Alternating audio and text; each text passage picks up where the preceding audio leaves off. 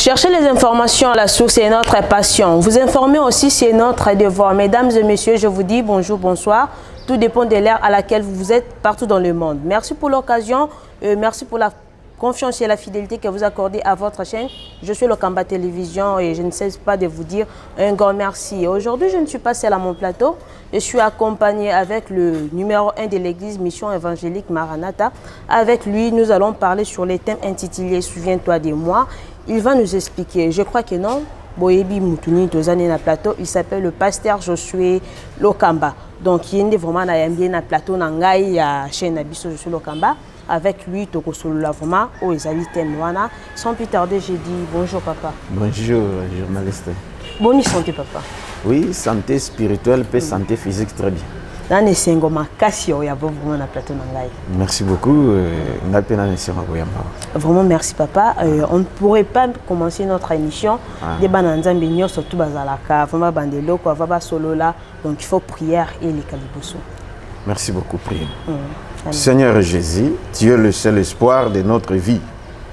Et c'est toi, le Dieu d'Abraham, le Dieu d'Isaac et le Dieu d'Israël. Tu te souviens de ton alliance et tous les bienfaits que nous faisons, Seigneur. Aujourd'hui, Seigneur, manifeste-toi et pourvois tous nos besoins et récompense-nous selon nos œuvres. Au nom de Jésus-Christ. Amen. Amen. Voilà, nous sommes de retour. Pasteur Josué, parle-nous un peu. D'où vous est venue cette inspiration? Il y a thème, souviens-toi de moi. Thème, souviens-toi de moi, c'est Dieu qui m'a inspiré. Parce que fois passée, tout le monde doit servir Dieu. Ah oui, bien qu'on n'a pas fini, mais on a donné le nécessaire. Le reste, on va redonner encore après. Mais du moins, avant de terminer, on était ici à la retraite, dans l'église, on priait. Et je me suis mis à genoux.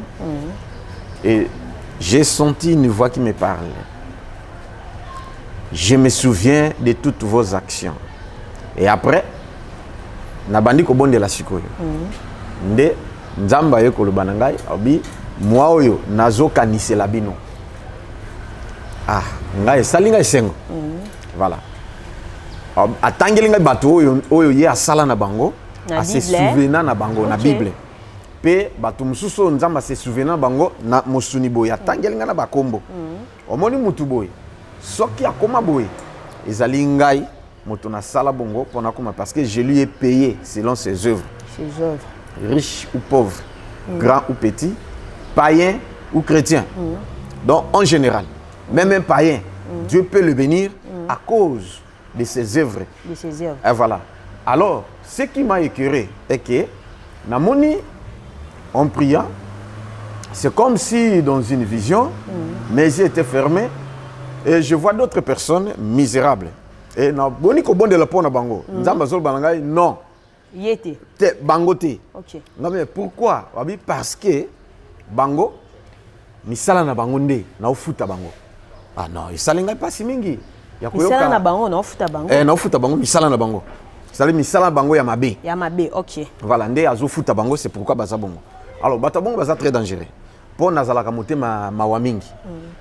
Et puis na motema mawa il y a un proverbe que Dieu m'avait parlé auparavant, à répéter encore. Sokyo lingyo la kisake, oza motema mawa kolekanga nzambe tu aura des problèmes. Problème. Donc moto nzamba zo pinir. Yo tika eka bon. Tika ya soka oziki saye, tika ya zika. Azika. Et soka yepo na o sauver yo pozika. Problème. Aujourd'hui problème na nzambe. Voilà, et de telles personnes ils sont là. La première chose pour na bango. Ba mona loboko na nzambe et sengeli nini ba poser ba bonnes actions. Bah, bonnes actions. Okay. Va se repentir sincèrement, va renoncer à mes mauvaises œuvres et puis va croire en Seigneur comme Seigneur et Sauveur. Là, Dieu pourra les récompenser. Mais sans quoi? Aïe aïe aïe. Voilà d'où est venu le thème, c'est-à-dire Dieu qui m'inspire, Dieu qui me parle. Et voilà, Neto Bandi Sikoyo thème, Neto Bandi déjà depuis début à moi et on avance. Voilà, pasteur Josué, mais il y a plein de gens. Trop même na église na yo o basala ka ya mususu prière wana o batu mususu ya mususu ailleurs pe besoin déjà révélation ya mususu que non l'église na bino bo prêcher que non Dieu souvient de moi basala ka prière wana mais nzambe se souvenir ka na bangote Qu'est-ce qu'ils ont fait? Peut-être au sali, mais Nzamba kanise liote.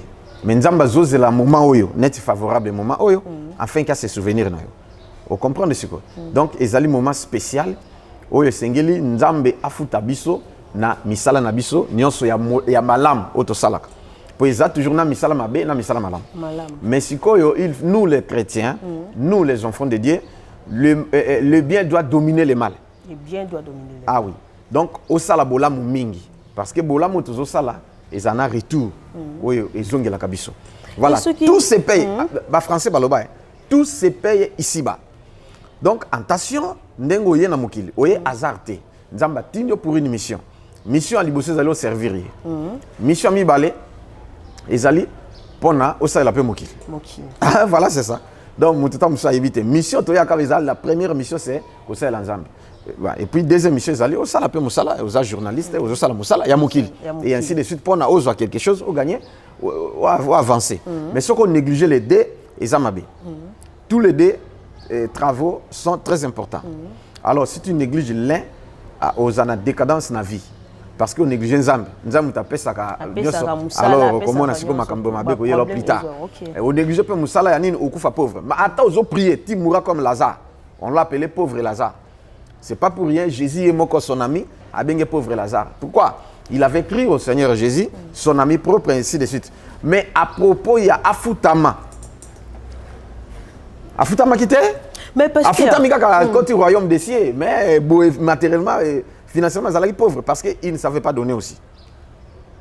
Mais sa petite sœur Marthe, a comment qui riche? Pourquoi? Yo ana petite sœur ya parce que Lazare zalakina balé kimi balé basi. Marthe yena nani donc Marie de Magdala. Yena Marthe. Vous comprenez ce que?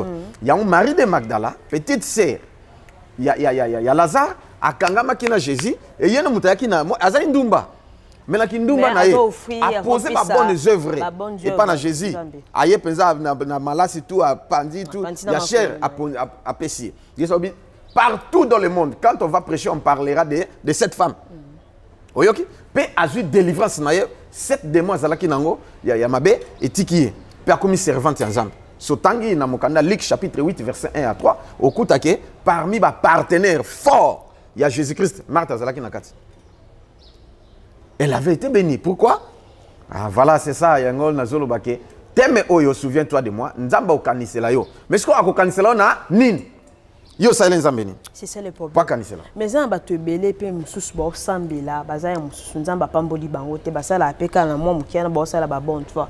Mais une fois quand nzamba pamboli comme ça bungi nzela nzamba dérouté. Bosko na ba kabongo. Est-ce que nzambe po nzambe pe déjà ba mitema na biso? Muto so na pesier. Dérouté. Ata sali prier en déni. Zamba opambola été. Est-ce que wana pesa ka mabe? Ah, mais zana catégorie bato bongo. Na zana bango ebelé. Oyoke aza pauvre, misérable, na la gomme s'il vous plaît. Ah on a Kinshasa. To kutani, to sambeli, na ebisi likambo na ye. Non pour nous réussir, voilà ce que tu dois faire ça agir. Nga berger. Soki kanzamba pamboli ngai. Vraiment. Eloko liboso, ba instrument pour l'église. Yami balé, na kosomba bis pour le transport ya bandimi. Anjo promettre. Yami sato, lupango pour l'église et ainsi de suite à promettre nga au comment na berger au CP là. Au moins nzamba linga bongo. Linga bongo ba olo ba maloba ki. Asalivé. Asalivé na nzambe. Nabi ça va. Lande la prière au comment. Pa jour moko to zalaki na retraite awa. To bondeli paf ale nzamba talisingai. Nabi yaka. Pesa ngambongo nyeso sana ngona poche. Kanga makamu na zoloba. Ayi mais papa, na musala pesa te ngai pe loko te mais na bimaki lobi na kutana master ngai comme on désiré, ndi apesa ki ngai $10 kaka. $10. No na nyoso mbangaka yangwana, ba pesa. Na vite so comprendre. Abimisi yango apesi ngai. On a to komi déjà ba 1h du matin. OK. 1h du matin oui. Ndi ajo apesi ngai. Na bi banda lelo. Ndenge ngai nzamba talisi ngai. Musala na yo zoke na place telle. Bazo ko engagé yo. Place moko ya bien ainsi de suite. Na kombo na amen amen. Et s'il et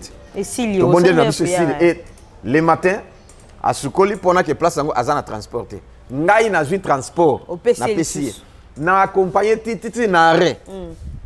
bisi ye telemi lokola ba wela ka be bisi ye lokola za munene ko wela bisi te allez ngai sikoyo na weleli bisi na fungoli portière akoti ngana kitingo bon nzamba pambolo OK malamu OK akei akomi na place yango ba 8h passé non oui 9h moins tango akomi na portail bon au côté sécurité zana na entreprise yango ainsi de suite donc azokoma Jeep Pezoya, pim pim, sécurité bafungoli DG. Donc PDG siko ndé mutazoya. Akoti. Funga ba panzi bato bafungoli DG akoti. Akomi DG bafungoli portière akiti. Ole ke déjà ke na bureau. Atali. Abi bobenga mutu moko na moni libanda na zabu ya zabu. Ba yo no mokonzi akoti azobenga. Nga aye. Abi tono seki apesi kombona. Abi bon. Appelez-moi le directeur oyaza en fonction siko. Appelez-moi le directeur tel aya. Déjà télémika kawana na muto baki ba bengi directeur oaza en fonction plaza professeur à l'université grand occultiste au placement banga tellement professeur na campus na ICC oya catholique et plusieurs autres ndé aye bonjour mokonzi bonjour alors prépare-toi donc 48 heures remise reprise avec ce monsieur oui tout est consort et Jipana nini pesa ye a pescade Jeep à Moussala. Donc, na loba kaka. Na, apesi ordre. Jeep non, allez, pesa isiko ni tout est comme ça. Allez, DG sikoyo akia matina bureau. Oui que mutana télémiti atelier. Ah oui, toi tu loges où? Donc impossible, incroyable. Exactement, je te zolinga. Tu faire passer ba dans les cas. Mais rang social au mutana azo équipé. Na place ango. Moi à te exposer zaté. Mais ben image ça. Mais Baké kuna na bureau afandi a tout des tu loges où azui document carte rose azui pe contact jipe asika boto peseka siko ya na musa boto doté na musala apesier et donc 48 heures basa remise reprise biso zalaki d'abord ndenga kende kana biso zalaki na biso na mabondeli o sambela alléluia ti aba akekuna ti azongi 16h akuti biso awa ni to mona motazo ya na jeep na sécurité na chauffeur tango kaka kiti neto et c'est quelle joie et c'est comment ça sakanaté mais to sepele si lobby akei azongi après ajupe poste tango na kena bonde na bureau ici o menenga kende ona libela sali vraiment libela ben instrument sombaté l'enfant sombaté ayela biso ka ndeto na retraite yoka wana ka buki boulangerie mapa ebele na mili ke kosora ye nango to sepeli wana na retraite to meli to lié et sili to en tout cas nzamba sali tout est consort ndenga ke wana aller sans retour siko na ka bongo on comprend siko mais yango siko na zolo bake il y a des ingrats o nzambe akoyeba ko destituer bango voilà et kuna pe a sali pe a zumbongo envoimi akanisi nzambe te il a oublié Dieu et Dieu m'a parlé obi kende ko yebise na rejeter parce que na tiaki place wana pour na pesanga lokumu na pesanga lokumu te na kepe na bisie ya kanisi kenga na zana kanda naye lokola a prometaki a réaliser tenga bité eza message ndena zula go message di boso ko silikela nga tenga bité nga silikeli yo te nzambe na silikeli yo et a lobby dans 2 semaines ozolongwa et dans 2 semaines alongwa ki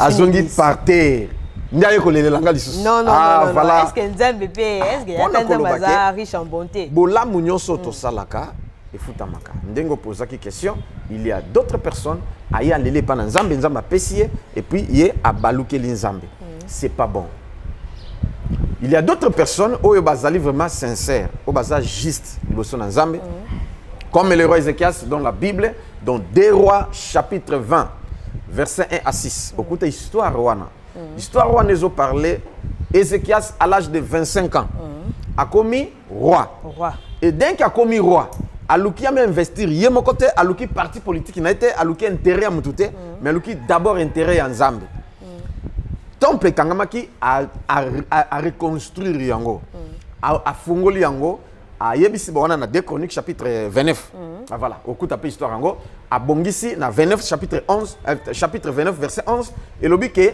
mes enfants wana bengi ba lévite banini mes enfants cessez d'être négligents car vous avez été choisis par l'Éternel pour lui offrir des parfums et ainsi de suite cessez d'être négligents et qu'est-ce qu'il a fait encore na 30 apesi ba diminaï, apesi portion, une grande portion de ses biens. Et pas dans Zambie. Et a obligé même peuple Israël, bah il respecter ba dim, ba offrande, ma comme surtout, et puis a créé ba dépôt, ba entrepôt, a tirer biloko, surtout dans ce que a s'aimer et pas dans Zambie d'une façon exagérée. Et s'il règne n'est pas bandit. Alors, le malheur ne veut pas seul. Voilà, on a le malheur vient. Et jamais. Somme chapitre 34, verset 20. Vu que le malheur atteint souvent les justes, mais l'Éternel on délivre toujours. Okay. Voilà. Ndesikoyo malheur yé abeli. Tango abeli malade ya mekiti esimbité.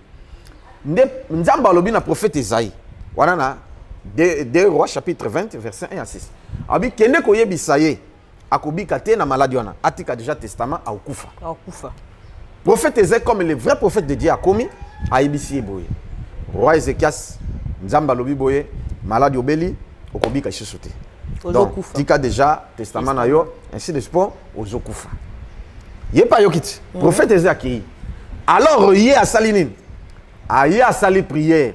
Abaluki contre mir, aleli, abin Zambé. Souviens-toi de moi. Souviens-toi que j'ai fait ce qui est bien à tes yeux. Hein? Je fais ceci et je fais cela, je fais ceci. Souviens-toi de moi. À ça que prier me soute. Kaka, souviens-toi de moi, puis allez directement. Malachie chapitre 3, verset 13 à 18. Ceux qui craignent l'Éternel se parlaient l'un à l'autre. Abi, à quoi bon de marcher dans la crainte de Dieu, de respecter Dieu, d'obéir à Dieu et tout, tandis que nous souffrons. Mais nous estimons errer les hautains. Ceux qui ne craignent pas Dieu. Toujours baza esengo bazo voima bazo soma mituka bazo mais biso toujours banga nzambe toujours gêner toujours prier toujours sala makamba bien mais vie et prospérité. Voilà, je réponds encore à ta question. À ma question. Ah voilà. Que ba banga nzambe tout mais esimbate. Devant Dieu, il y a des livres. Il y a des livres de vie, des livres de tel et puis il y a aussi un livre de souvenirs. OK, misala surtout tout ça là, il y a bien. Misala surtout tout ça là, il y a mabe akomaka. OK. Nzamba pesi sur amenez-moi les livres de souvenirs. Tango ye moko nzamba fungoli yango. Pona atala kombo ya baoyo basala kabola musoki zakuna. Tango atali a vérifier même action. Abi non. Pour ceux qui me craignent, ils m'appartiennent. Ils sont à moi. Ah, oyoki sikoyo. Abi je les bénirai. Et puis nazo pambola bango. Ndenge et puis na abi na yoki kolela na bango. Pe nazo pambola bango parce que bazar na droit pas pambolama. Comme un fils qui sert Dieu. Ndé c'est comme ça que Nzambe yaki ayiko bénir bango. À se souvenir pe Ézéchias ndenge moko. Abio moi noyo. C'est langa bola mu. C'est langa bola. Bi prophète Esaïe zonga lisusu zonga yebisaye na bikisi. N'habite so comprendre. Très bien. Mais ce qui les loyo na Kinshasa, ba prophète déjà za faux prophète. Quand il y a un message, après il sous non, ozobika. Faux prophète. Ah, faux prophète, ça se contredire. Mais non, Nzambe. Donc c'est-à-dire et l'eau qu'on change même décision en Zambie que le lot est signalé qu'on balate mais Nzamba pèse sur de balle. Même na baloba qui na minga ki okobota te, Nzamba pèse hors de bota. Même baloba qui okobonga te, ozami kandate, okosimba te, vile ko simba te, mais à cause des bonnes œuvres. Nzamba ko changer décision. Même Yemoko Nzamba qui décision. Je dis bien. A changé. Même Dieu lui-même avait pris la décision de te maudire, de te faire du mal, ainsi de suite, de te faire souffrir ou de te tuer. Mais si tu fais cette prière, voilà l'importance de cette prière que nous faisons. Si tu fais seulement cette prière que Seigneur, souviens-toi de moi. Et si Dieu ouvre son livre de souvenirs, on jeta son œil là. Et à côté que salape bolam ponaye, automatiquement Dieu change la décision. Mais pasteur Josué, c'est bien bon Nzambe à se rappeler na yo. Attends le livre de souvenirs, attends le soleil bolam à se rappeler na yo. Mais je dis parfois le malheur est bon. Pourquoi je dis ceci? Na Ézéchias on Nzamba pesa ki ka 15 jours. Na 15 jours pesa ki wana Ézéchias aki kobota mwana moko ya mobali. OK. Mwana mobali wana azalaki malheur pour les Israéliens. Donc même qui malheur ba bien azalaki roi moko boye. Ya donc ya mabe na mboka. Ce qu'on moni ce qui Nzamba bomaka ne kaka Ézéchias wana mususu mwana nani nga bota mate. Tanga na verset chapitre 18 ya Ézéchias. Vous comprenez? Babi que on ne dira plus jamais ces proverbes en Israël. Que les parents ont mangé des réserves et les dons des enfants se sont agacés. C'est-à-dire, yo les manga yangai, et puis moi na yo makama mino komi ngai yo le manga ole que mino na yo et comme ngai ya moi na komi ngai on ne dira plus jamais ces proverbes. Donc chacun portera sa propre faute, fardeau, ouais. son fardeau. Vous comprenez? Donc comme Ézéchiel s'attendait qui n'est bien, et ça n'est moi na, et ça a été on a vite ce comprendre. Mais il y a 15 ans on a kanzamba bon non c'est automatiquement différent. Ndenge moko pe Salomon atambola ki bien kayaki ko pengwa mais bon moi na Salomon kasi. Ah, vous comprenez? Ndenge moko pe okuta pe bato ebele OK atambola ki bien mais moi na ye azui conduite mususu. Voilà, c'est ça. Mais Ézéchiel, ça a bien marché. Dieu l'a béni. C'est pas que Ézéchiel n'est pas malheur. Non, c'est son fils. Même actuellement, au moment que papa tambola qui bien, mutumala, moi consort, mais moi, a commis rebelle, a commis boy, a commis salamabé, ainsi de suite. Il va porter ses propres peines. Alors, est-ce que tout ça, la kabola, pour Nzambia s'est rappelé na biso? Oui. Tozo sala ya mususu osombeli nzambe lopangu osombeli nzambe hôtel nzambe ba bengo ba instrument d'église boy tout ça faut qu'on nzamba se souvenir. 1 Corinthiens chapitre 15 verset 58. Elohim boy mes frères bien-aimés ainsi mes frères bien-aimés travaillez de mieux en mieux à l'œuvre du Seigneur sachant que votre travail ne sera pas vain dans le Seigneur. Est-ce que vous comprenez? Avec que tout ça la kawana c'est pour nzambe ezala li foot. Mais tout ce que nous faisons dans le monde ils en ont les foutités. Ata osombeli ba joueur ba Varese. Ata ozui ata osombeli bango tongeli bango stade. Okozwa li foutité, le contraire. Je connais des gens. OK, ba semana ba acteur, ba chema ba musicien, un PDG que je connais bien. Ceux qui n'attendent comme on koyoka. Acheter ba musicien oyawa donc ba star, on peut ça ba $100,000, ba 50, ba 20 000, ba Jeep HR et consort. Mais ce PDG là est tombé malade. Pendant plusieurs années, l'entreprise peut bouffe et quoi. Il est moko malade. Ameki ndenge sabikité. Ti azongi par terre. Oyebiki batikala ni ko boakaye, ni ko rendre visite, ni eloko. Po abeli. E kasi azangit. Hein? Mais tant landi biso na émission abengi biso toki kuna. Talaka mutaz azala mbonga transporter pas pesa biso. PDG un PDG. Ah, vous comprenez ce que c'est? Malheur ndenge abi na okufa. Naibaki na nzambe te mais tala musalanga na sali bobo alaksi na ba preuve ah so ina bakanzambe mais nyoso na ngana na salata ipa na nzambe akanisela ngai mokile futanga te mais papa bobondela pona ngai na bika neto yo bondela pona ye nzamba bikisi o comprendre sikonde abandiko ko remonter maleme pour dire que tout ce que nous faisons dans le monde et ça na li futité mais auto sala ke pa na nzambe Bible le dit dans Matthieu chapitre 10, verset 40 à 41. Abi, celui qui vous reçoit, me reçoit. Celui qui reçoit un prophète en qualité de prophète, recevra aussi une récompense en qualité de prophète. Celui qui vous donnera même un verre d'eau à cause de mon nom, parce que vous êtes mes disciples, il aura sa récompense. Vous comprenez ce que c'est? N'habitez ce qui c'est-à-dire, ndenge to zaliboye, nanga, nabino, et sengeli to respecter principe oyo, pour que nzamba kanise la biso.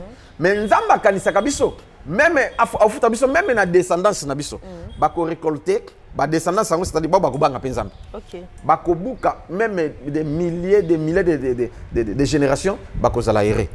On comprend ce que voilà. Il suffit kaka nzamba kanisa et si Dieu se souvient de son alliance et de tous les bienfaits. Yango totindami ya kosala bolamu et surtout na kati na Yesu. Tout ça la carte de Galates chapitre 6. Verset Zoyaboué. Vous pouvez ta Bible. Vous avez la Bible. Le téléphone, je ne sais pas si c'est pas déconseillé. Montréal, si tu peux dire dans la Bible. Pendant au moment, bola mobiso to salaka et pas une nzambe, c'est payant. Il y a une récompense. On nzamba lengeli pona biso. Natanga ta version yo puisque ba verset zebele o ezoye langa na mutu. Vraiment, c'est pas interdit.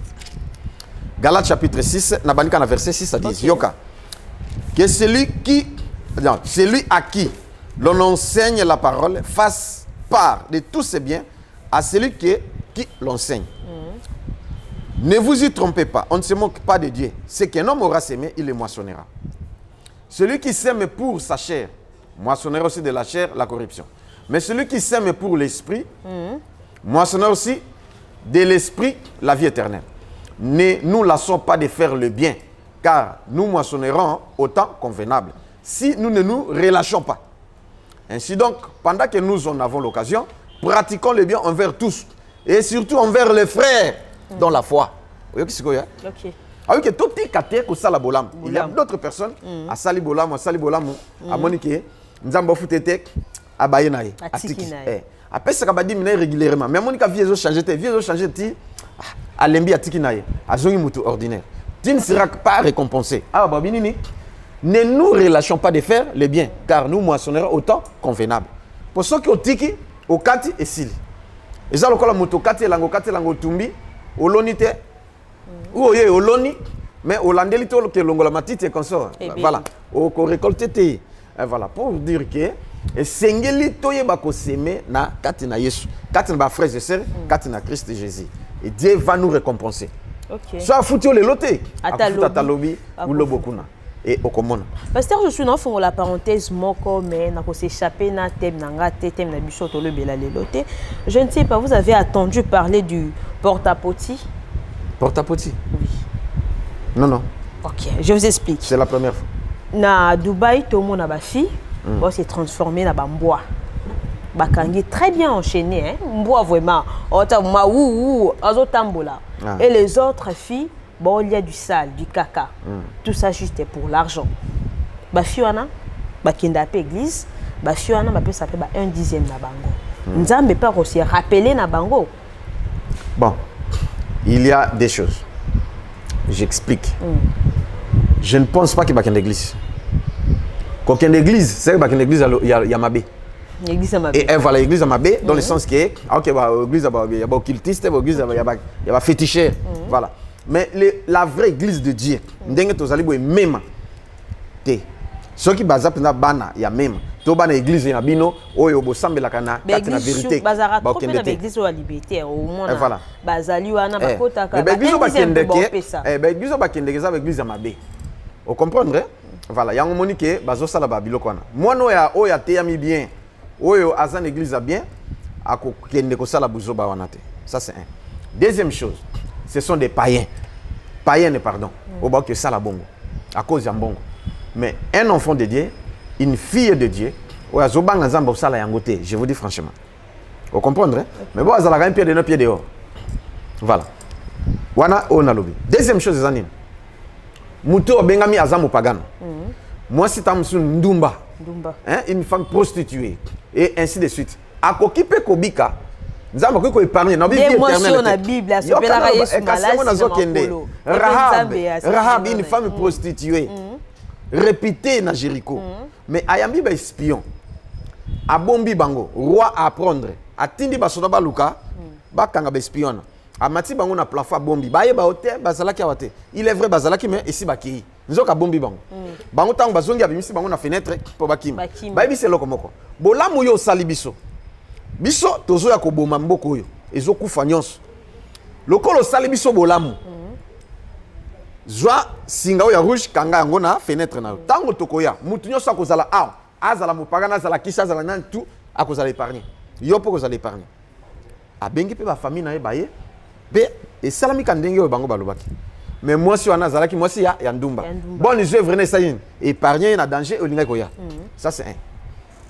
En plus femme prostituée Rahab aye ko bala lisusu kaka mona Israël Salmon comme Salomon te mais Salomon de na moi so na ya prostituée baboti nani Boaz ozolanda Boaz sikoyo aye ko bala nani Ruth oya zalaki pe une femme païenne veuve moabite. OK. Tango babala ni bango mibale nde ye ko sala ke ba ko bota Isaïe aye ko bota nani David mais David abomi ya la beauté n'a pas mystère. David a bomi soda. Il y a ça déjà marié. Mais a bomi soda pour na moi ça soda wana. Puis a juillet ba boti Salomon. Parce que moi na bossa kufaki, moi na mi balé zalaki Salomon. OK. Oh ba benga moi na makango. Hein? Enfant bâtard. Salomon de siko moto ayeko comme roi. Et na ligne on a Jésus-Christ ayeko botama. Tu vois, il a des mystères. Ce que ça la bolamu. Même non sambe la kate nzambo futa. C'est pareil. Financièrement, matériellement, oui, il y a des gens qui ne prient pas. Mais Dieu les a bénis à cause de leurs bonnes œuvres. Mais la vie éternelle, tu dois croire au Seigneur Jésus comme Seigneur et Sauveur. Il y a des choses différentes. Il y a un ok. Donc, à toi, tu sans Nzambe dans l'église. Et au cause de la sauveté, au cause de la béni. Au cause de la béni. Financièrement, matériellement, physiquement, Nzambe ko biki sayo, à cause de tes bonnes œuvres, Nzambe ko épargner na danger et belé. Pe à ko bénir yo. Mais au sambe la kanote. Mais pour la sali, au bika, il faut croire dans Seigneur Jésus comme Seigneur et Sauveur. Donc, si on dit que Nzambe, on sait que vous avez des filles qui mais donc, on sait que vous avez Nzambe, vous avez attaqué à Sali Bongo. Mbongo, nous avons attention, parce que nous avons ce verset, on comprend le texte. Nzambe alobi nini na mokanda Isaïe alobi ke salaire ya basi ya ndumba ezali ponele sabiso basala Nzambe. Yango moni mosi ya ndumba ayaki na nini epa na Yesu azwaki yango. Mais akolinga te a permettre que nous sala lisusu. Donc ndenge na zali boye na lobi yote. Mais topé moi simoko exemple moi simoko ya ndumba aye na église. Na oyamba banga ouais base ebele. Ebele. Auti bandal. Moi si kitoko place ka koleza te. Ah oui papa. Ngai na landaki yo na TV. Naza touché tous na baninga na biso. Na leliti na lembi. Ya omoni na ye. Vinanga. Na regretté makambo lobaki et touché nga ya omoni na ye. Ngabi qu'est-ce qui se passe? Abi ngai na ndumba. Devant na camarade nanga. Mosa auto vivaka ezali kindumba. Kindumba ya onde lié. Donc on est na boulevard boye. Mitakala. Ti to telemiti tongo to zongi et ainsi de suite. C'est ça, nous vivons comme ça. Mais malobolobi, ce qu'on a sala ni na vivant na kindumba. Ce qu'on a na ye na sala nini. Nous quelle en solution. Ah voilà c'est ça. Il faut otika yango. Penzambo za swena yo. Abi osoki na tiki na ko vivre ndenge nini. Question mark. Vous comprenez ngabité. Yesu ozo charge na yo. Ce mobali ya ko pesa mobali, ce numéro ozo décision d'abord ya ko tika. Ozo la sauver, ozo baptême. Na yambisi Yesu na bondeli pona ye. $100 kabelinga. Ce qu'on a koboya to na kindumba. Mbonga kindumba yango. Vous comprenez? Mais na yango. Na tina poche. Et puis na yambisi Yesu ti et puis a ju baptême, aza sauvé. Ndenge to zoloba, aza na ma campagne. Abali. Voilà. Ba doté. Vous comprenez ce que hein? OK. Ndé siko muninga ne siko ba atende aye. Muninga pas la. Muninga landi. Pour dire que Nzambe atindi biso banganga. Moi je suis évangéliste hein. Je suis prophète, je suis évangéliste. OK. Alors, yango évangéliste, na kota na terrain. Donc au côté na terrain. Ezango sala na ngai. Ata bato ba mel radiamba donc évangéliser ba église a basé belé. Soki obito tuna okoyoka, ba kuluna, ba diamber, ba nentu, ba kuiter, ba ndumba na mibali na basi. Ba bongo na mitem, ba komba ba modérateur, ba servante, ba serviteur. Parce que tu fous la parenthèse. On s'est transformé le quoi bango soit sous aranora normal. Nazaka boindenge nazali. Est-ce qu'on dit mais le bato ala faut comme le roi bango et mususu. Bon, Paul a lobinini. Paul soki azolo ba bongo, hein? C'est biblique hein. Abi kati na ba meli bato nini, ngai pe na koma ka lokola bango. Ezate ameli bangi. Mais komi le roi bango. Le komi lokola bango na ndenge nini? OK place bango bazali. Otei bango. Moi j'ai fait ça. Même à Kipata tuna sango. Ba kuluner, ba nani tutu, ba koma déjà ba nini? Misu balanda ke yo voilà. Nani. Oh, mais pasteur moka zalaka na Kipata ba bête 4 fois. Omoni. Et voilà, ake ba bête 4 fois, ba botolo na biloko. Mais tour na ngai komi. Bango don ba ndenge zaboye. Omoni ndeto zaboye. Oza journaliste na ko senga oza ta cameraman. Bokitika Kipata na ngaba. Hein? Botu na ka ndeni évangéliste Josué. Ah, wana pasteur na biso komekate. Donc c'est-à-dire j'étais so meki ba ko beta. Voilà. Ah voilà, on comprend. Ndeza ceux kana kotikuna. Oh yo sécurité ni zala no pembeni. Wana père nde yo père nde mosala nzambe. J'imagine papa c'est que le roi bango. Mais non, ceux qui na komi kati na bango. Au moins na kaka ke bakoya pour eza don nzamba pesinga. Na côté ya bango. C'est ça l'évangile. Ba kondimela ngai. OK. Et puis voilà c'est ça. C'est ça l'évangile. Mais mutu musa okokate parce que pesa meliete. Alors bato na eza na stratégie no mini yoko sala pour na gagner bango. Et je le fais pas seulement ici, même ailleurs. Na prison, même na poto, même nini tout. C'est comme ça que les gens viennent eux-mêmes, ils sont touchés par la parole ou par le témoignage et ainsi de suite. Voilà, pasteur je sais que non, ils ont enseignement aux Obanda. Et déjà bandi non? Et banda qui déjà? Et bandé déjà dimanche, c'est pour 15 jours. Rien ne manque aussi balandina biso je suis le kambaba ça ta bénéficiaire. Até un mois parti moi qui est. La question on a posé quand on peut faire cette prière. Neti Nzambe s'est rappelé na bolamu na ngai. OK, merci beaucoup. Tangu nini okosa la prière. Okosa la prière oyo, eza question bien Nzamba pambola. Tira de l'avant. Amen. Question nini oyo okoki kosa la prière oyo, ceux qui opposent acte ya bien et pas Nzambe. Parce qu'il y a d'autres personnes à salaka na été mieux va semer na mokili, mais pas Nzambe à salaka te. Na basi akopesa mamopao. Na famille na ye, en tout cas sa famille en tout cas wana okolobate akopesa ainsi de suite. Mais na Nzambe, ah ce sont des aventuriers dit. Na on voit misaba pasteur et consort. So sali prière oyo. Nzambe futa o. OK. Akofuta na oyo salaka. OK. Hein? Totanga kiti. Ah oui, mutu no mutu futa ma selon tes œuvres. Nzambe futa. Ko sala ngote, ko sala te. Donc pour sala yango, la première chose des alinine, on se repentir sincèrement. Nzambe limbisa ngai. Po na yeba kité. Ko pesa pa na yo.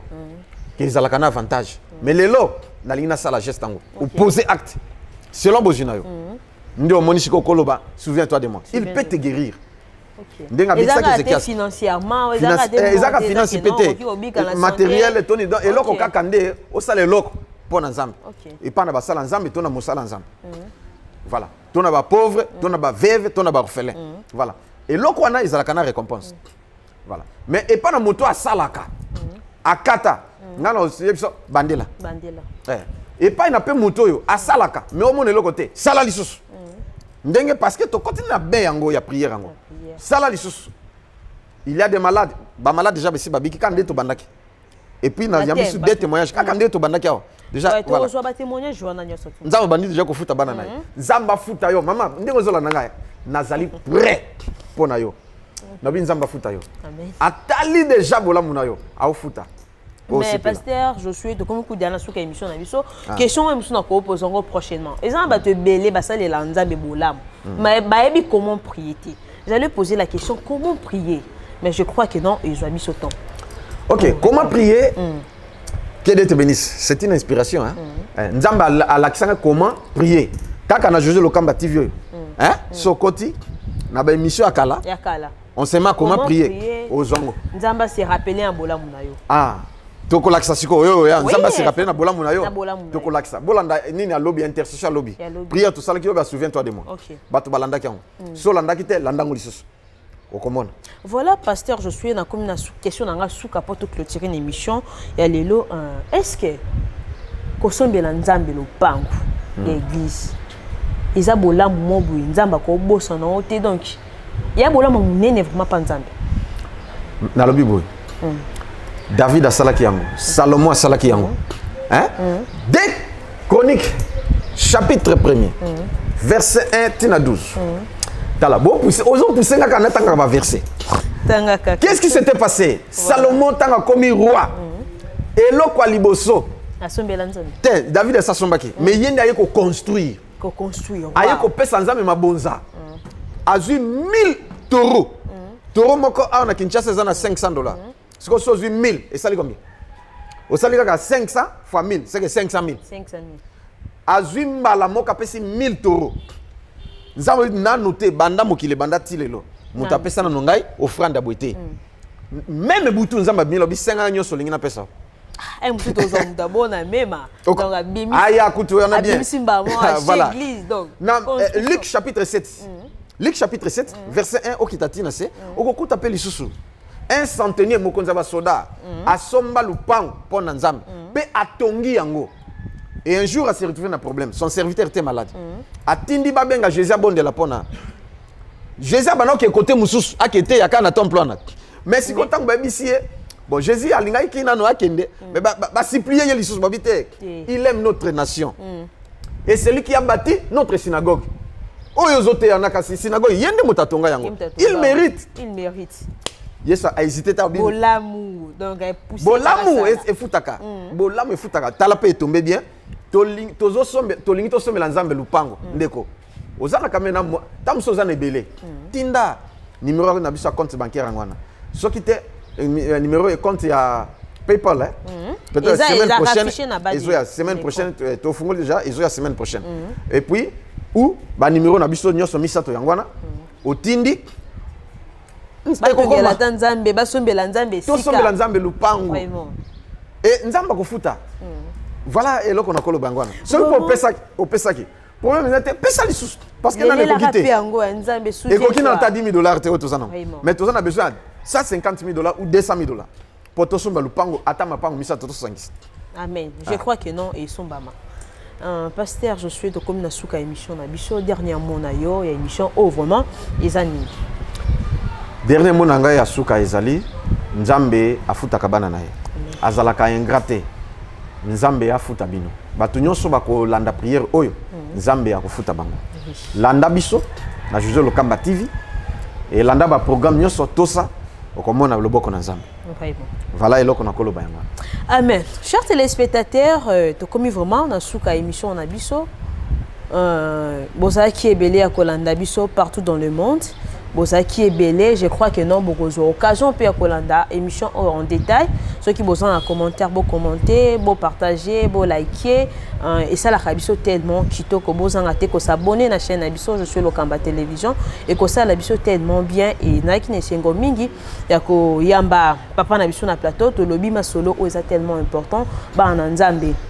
Nzabo sala ke non Nzambe asi rappeler na bino ses souvenirs na bino kombo na ope ko tata un livre d'or ya bolambu ya Nzambe et to komi vraiment na suka émission na biso et avant de clôturer to bandaki na losambo on senga pe na papa clôturer na biso na losambo poto to kabwana na bino.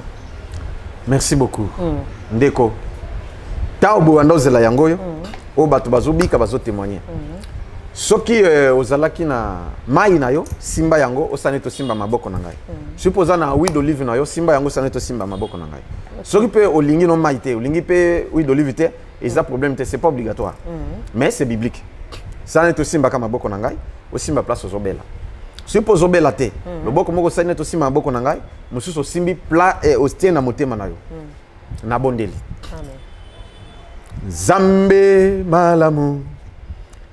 Zambe malamu, Zambe nanga malamu, Papa zwa lokumu, Yahweh, Zambe malamu, Zambe nanga malamu, Zambe nanga malamu, Papa zwa lokumu. Hey Yesu, kolo nanga oza wapie, Nzambe nakubeli la yo, Tata Nzambe, Nzambe yambanga imwana, bolingo nanga oza wapie, nakubeli la yo, kolo Nzambe. E papa yambanga imwana baninga nyonso batonda bisengo bisoba oyo tokufeli nini kose moko Adamu na Eva yango tata obwaka biso wapi Yesu oza wapi no kombo na Yesu Kristo onction Nzambe se manifester sikoyo et toucher yo et toucher pe mafuta wana et toucher mayo wana au nom de Jésus-Christ miracle est opéré. Car l'onction brise les joues. Seigneur, fais quelque chose maintenant. Même Baba Kolanda na rediffusion, va vivre grâce. Au nom de Jésus, maladie, lis-moi. Libabé, lis-moi.